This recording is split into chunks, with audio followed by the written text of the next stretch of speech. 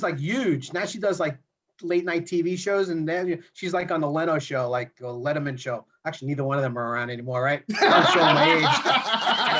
The Jimmy Fallon show. They're retired already. Jimmy Fallon I'm and showing my late age.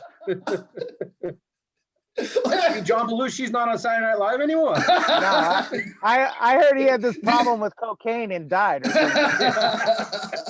Nah. I learned that from Sam, actually. So Sam's taught me a lot about you got to play where you're known. And I didn't know that. I used to be in a lot of shady bands when I was younger.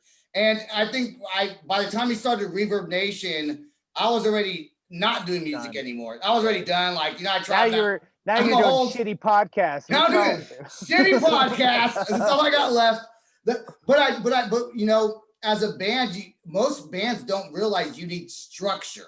You need to know where your audience is, and technology that we have now helps us do that. You can look at stats and see where you're playing. But how hard would it have been? Because you were like what, the VP of Atlantic Records or something like that, right? Yeah.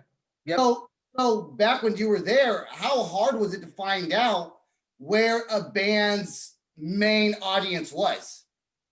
Yeah, it was kind of crazy. We actually, if you go back like late 80s, early 90s when I started. Many moons. Crazy.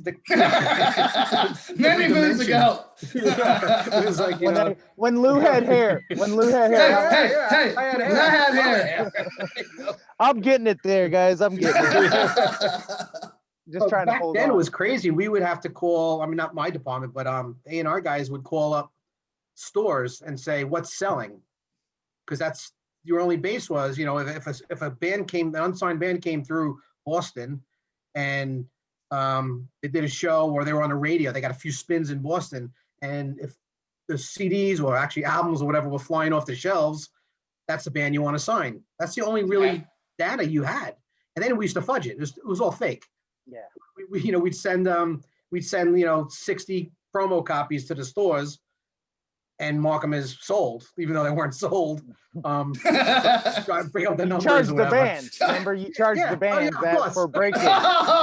Breakage. That's it. Little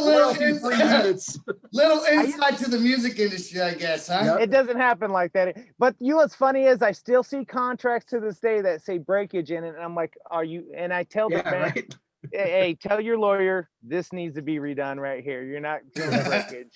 You're not. I used to go out with a girl that was signed to Atlantic Records. I was just telling my wife this, and she actually had more. She had negative sales, so we shipped like 25,000 albums out, and like 30,000 came back. all the promo units came back. Yeah. I just fired that marketing guy that probably their end cap or their design was not working. Yeah, exactly. You're like, you're gonna have to take off your shirt, honey. That's probably so I can make some money.